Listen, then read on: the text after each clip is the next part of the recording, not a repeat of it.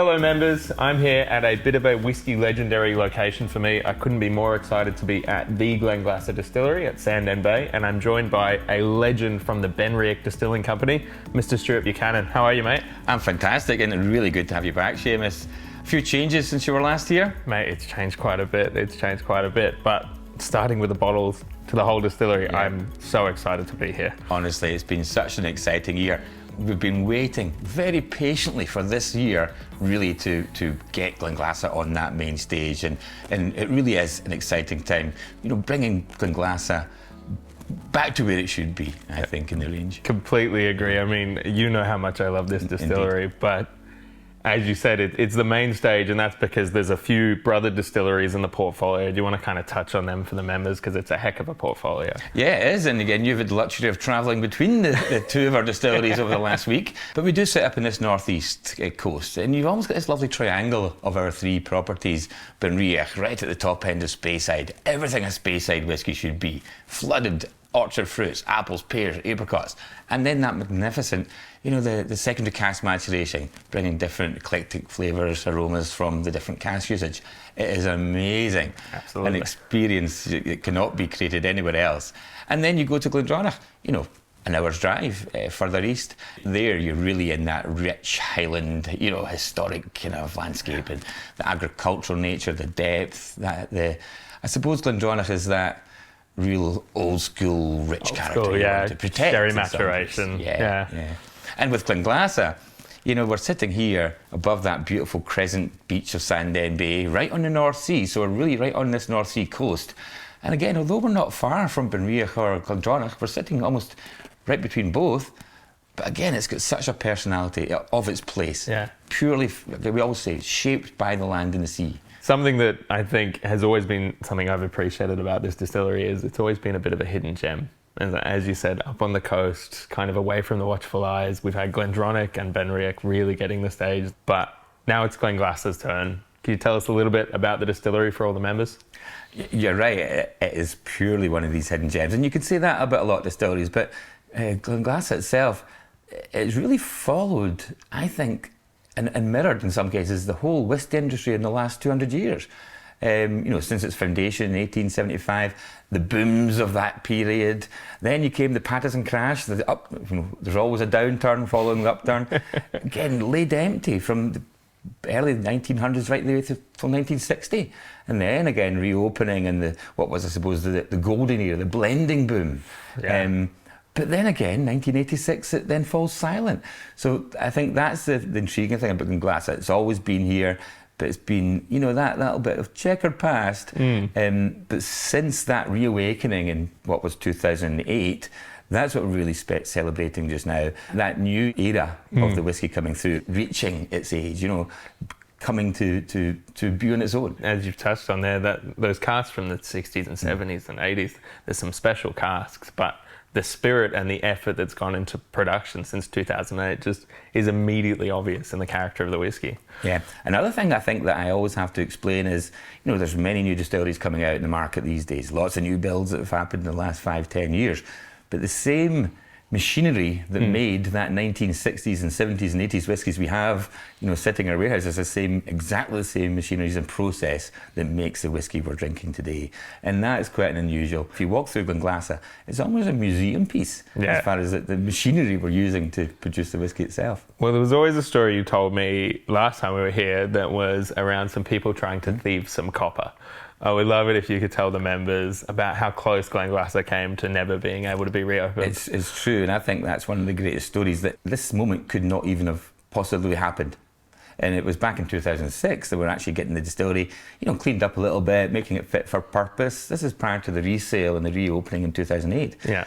But, you know, with copper prices, scrap metal prices going through the roof, there was a team of these guys coming up, and there was a spate of break-ins and robberies all over the northeast, and they were just stealing the copper. Yeah. And very luckily, that as much as the distillery was sitting silent, there was warehouse security that would come round every 2 hours. And the thieves had already taken all the copper pipework away from the mash tun right the way through the still house. But then luckily, as the security guys were looking at the warehouse, they saw this activity, phoned the authorities, the police came, and the thieves had put the first grinder mark in the top of the mash tun dome. I guarantee you, if that was 10 minutes later, that would have been all gone, and the distillery would not have been able to start up again. That would have really crippled the whole process, and that's why, again, I feel so lucky we're even tasting this whiskey today. Absolutely. I got to tell you, if I was the thieves, I probably would have started in the pond stores. And I always say, if I could find the security guy, I'd give him as much as he wanted, because he actually saved the distillery. Yeah. The history is amazing, but what makes this whiskey taste different? Yeah, and it's one of these things where it's not just one thing. I think through any production and distillation, it's always these little things, these little tweaks that start from the foundation being the water, let's say even. You know, as we can find in Glenglassaugh's source water for production, it's one of the highest mineralities of any mainland Scottish waters in any distillery. And using the correct techniques and looking after your production through that high minerality, you can really start to expose it in more fruit esters. Yeah. And in this case, with Glenglassaugh, I think the unique fruit character that comes through is almost tropical. Yeah. It's always got that tropical vein, even before we go to cask. And that, for me, is outstanding. And the coastal maturation, the coastal warehouses, also another great thing for debate. You know, people have argued over drams forever about coastal maturation. Is there an effect from that coastal maturation? I myself will stand up 100% and fight for that, because it's undeniable. Yeah. You taste a Glenglassaugh, there's this lovely crack of sea salt, that little minerality that runs through it is undeniably affected by that coastal maturation. Even in those younger American oaks, you start to pick up that salinity straight away, and it's gorgeous because it balances out that tropical character. Exactly. Something that's always struck me about Glenglassaugh is the texture as well. And I was wondering if there's anything going into the production that's really giving it that big viscous texture. Time, love and passion. But I think that's another thing. Maybe it is time. We slow everything down. We don't work 7 days a week, 24 hours a day. We do a longer steeping in the mash, for example, elongate that mash time, reaching up to 100 hours in fermentation. Also bringing in a lot of that, also what is microflora, the natural yeast in the landscape, which is going to build another texture, another layer within the fermentation stage. And then, as you'll maybe see as we go through the distillery, these beautiful, almost cathedral-like stills, they run very slowly, and they're tall, they're broad, the beautiful shape to them, again promoting a lot of that esterification of the spirit as it rises up in the copper contact. So there's many little things that just keep on that drive, each drive producing this very unique style of Glenglassaugh. It's the blessing of having had a few less eyes on you this whole time, is that you can do things with a little more process, a little more passion. And if it ain't broke, why fix it? Absolutely. Hey, the proof's in the glass. That stuff is fantastic. We've talked about the distillery, but let's talk about the reason that we're here today. Indeed. Enjoying this dram. Can you tell me a little bit about the whiskey I'm holding here? Well, this is actually a very special moment as well. As much as we have released a new core range of expressions, 3 expressions that are coming and going globally from the distillery, one thing I've always loved about Australia is Australians' passion for Glenglassaugh. I would say they've led the way with Glenglassaugh compared to other parts of the world, and I think creating this expression is almost a little bit of a thank you to you guys for that as well. Dr Rachel Barrie, our master blender, she has looked at the cask maturation, looked at the aging, which again is just broaching the 12, 13, 14 years now after starting up in 2008. And she's brought together this 12-year-old, and it is amazing. Also reaching into the deeper cask, the Pedro Ximénez cask maturation, which really builds that big, rich body in the mouthfeel, the nose, the overall experience of this whiskey. So Rachel's done a great job bringing together this expression purely for the Whisky Club. And the members, they've definitely heard, if not seen, Dr Rachel Barrie before when talking about the GlenDronach or when talking about BenRiach. What's Rachel's approach to showing off Glenglassaugh? I think is making sure that the cask is not going to dominate all these lovely facets that are exposed in the spirit. And it's making sure there's that synergy, the balance between tasting the Glenglassaugh and then the cask enhancing that. We maybe start in bourbon barrels for the initial maturation year, a shorter period of time in its overall maturation, but using the bourbon barrel, that really will, I think, will hold or maintain these nuances of the spirit we're looking for. The tropical will be maintained there. Even that crack of sea salt, salted caramel will be retained through that first initial maturation. Also, when you walk down to the beach, it's quite a funny thing. There's the gorse flowers that are in bloom. Yeah. They smell of coconut, vanilla. It's the same nose and palate we get from a bourbon barrel. Yeah. So even there's a lovely synergy there about the land and the spirit. And then by moving into Pedro Ximénez cask, you're really just layering on these deeper, darker notes.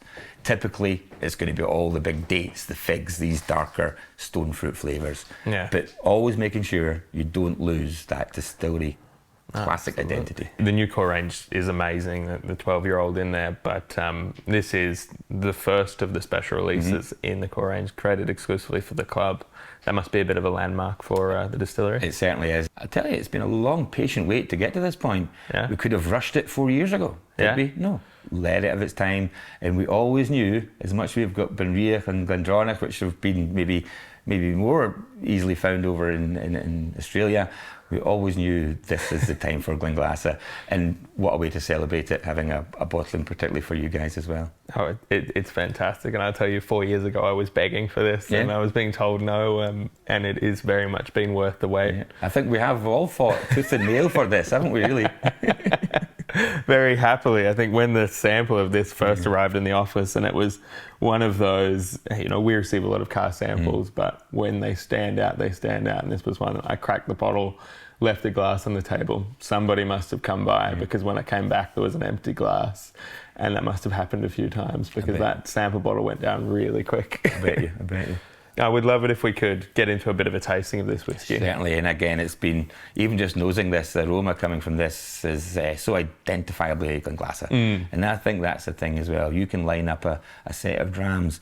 When you nose Glenglassaugh, you know it's Glenglassaugh. It's quite hard to find that these days sometimes, especially when you're using such a rich cask as such a Pedro Ximénez. But even there, the first thing for me, it's almost balancing between the cask, which is going to be the darker fruits, and maintaining the lighter tropical note of the style of spirit. So for me, it's that lovely balance of both.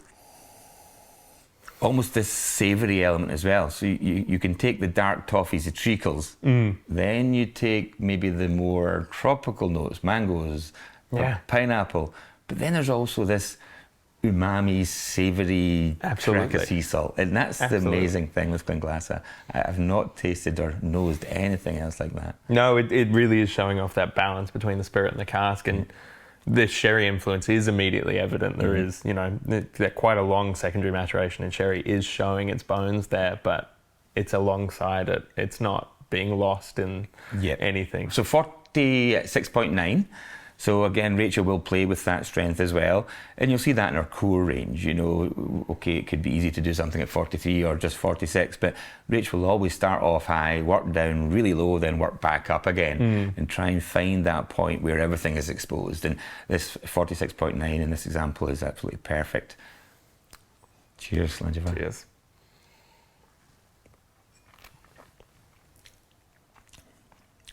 God. It's actually chocolate is the first thing. Chocolatey orange and citrus crisp notes there. Chocolate is really powerful at the start. But now it's rolling back and it's kind of really hanging about here. Yeah.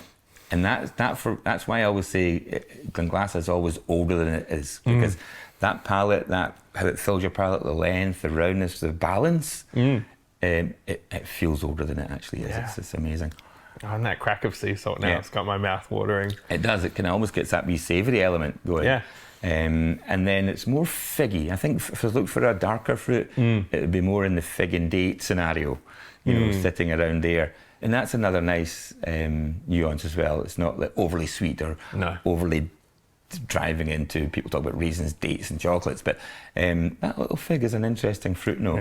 Yeah, and it's on that figgy, nutty, There's always that nutty note, and sometimes I was searching for what that nuttiness is. I've said hazelnuts before, but here it's almost like a honeyed pistachio, so it's almost a pistachio nut that you're looking at. Yeah, and that roasted honey kind of sweetness, and it's almost not a typical sweetness. I wouldn't call this a sugary whiskey. No. And I don't know if you get it towards the back of the palate, which I think is almost another sign of vintage, which fools my head into a vintage bracket, is that minerality. So you will get this lovely, slightly drying tongue. And that for me it could be two things. That could be some of that maritime influence through maturation, but also maybe even leading back to that high minerality of the water source. But you'll always get this little dusting of stone dust on your tongue. Absolutely. Which is just another facet of, again, that, you know, shaped by the land and the sea. Yeah, and it's funny, even sitting here now, it's just gone back to, it's that dusted cocoa. Yeah. It's gone back to those original notes, and it's just still lingering. It's amazing. And also there's beautiful viscosity, so it's always going to hold the glass well. As you experience in your palate, there's a viscosity, but when you do see it on the glass, you know, it has got this syrupy, it's not oily, but it's got this lovely syrupy nature and texture, which again is just so satisfying as you sit and sip. Absolutely. And of course, non-chill filtered, no colour added. This whiskey is indeed very pure. And I think really shows off Glenglassaugh. I think it does, 100%. We've been looking at a lot of food pairings and even launching the core range, which we have. We found that a lot of the chefs we were working with were almost going for that kind of European Asian fusion style, because again you were working with tropical fruit elements in there. You had soya sauce, the savoury elements, so that was a beautiful experience with chefs working together with the expressions and maybe being a little bit out the box, let's say, for a Scottish menu. Absolutely. But yeah, Asian fusion's maybe where I'd be going in a menu here. Yeah. So what do you think? Couldn't be more thrilled with this whiskey, honestly. I think the distillery for me has always been one that I've fallen in love with and been desperate to show off to the members, and this whiskey I think really captures what I and what we at the Whisky Club love about Glenglassaugh. It's this kind of funky direction. It's a little bit different, but it's really pure and it's itself, and they create really fantastic whiskey. Yeah. I couldn't be more happy with it, mate. It really is. And again, so great to work with the club again, and it's been always a pleasure meeting you as well. So, Slán Giovanni. Cheers. Cheers.